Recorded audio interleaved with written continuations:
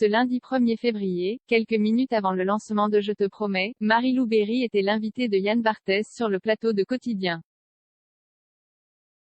La comédienne en a profité pour faire une amusante confidence sur son fils. Marie-Lou Berry plus suivre ne plus suivre un lancement en grande pompe.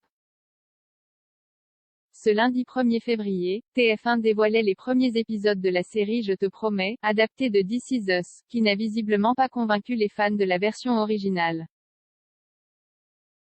À cette occasion, toute l'équipe du feuilleton à l'exception de Guillaume Labbé a fait le déplacement sur le plateau de Quotidien sur TMC. Les comédiens qui ont été minutieusement choisis en ont donc profité pour faire quelques révélations à Yann Barthès. À l'instar de Marie-Lou Berry, qui incarne Maud, une femme qui vit très mal son surpoids. Pour cela, il fallait attendre la fin de l'émission. Yann Barthès propose alors aux téléspectateurs de découvrir la playlist de ses invités. Cela regroupe la chanson qu'ils écoutent en boucle, celle sur laquelle ils dansent ivre mort ou encore celle qu'ils considèrent comme étant la meilleure de tous les temps. Ces derniers se sont donc prêtés au jeu. Et il n'en fallait pas plus pour que la fille de Josiane Balasco fasse une amusante confidence sur son fils.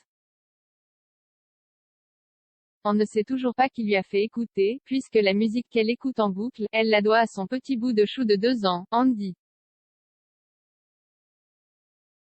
Il s'agit du célèbre titre de Johnny Hallyday, qui est d'ailleurs très présent dans la série « Allumer le feu ».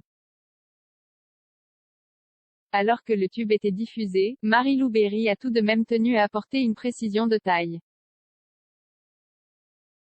Mon fils est passionné par cette chanson. Il a 2 ans, dévoile-t-elle, avant d'avouer à la fois amusée et agacée, avec mon mec, on ne sait toujours pas qui lui a fait écouter, mais il est obsédé. C'est-à-dire que tu te lèves le matin, et le gars te dit, allumez le feu. Voilà donc j'écoute cette chanson en boucle. Visiblement, la comédienne a hâte que son fils découvre une autre chanson. Même si Camille Lou lui a rappelé qu'il vaut sans doute mieux ça que la Reine des Neiges.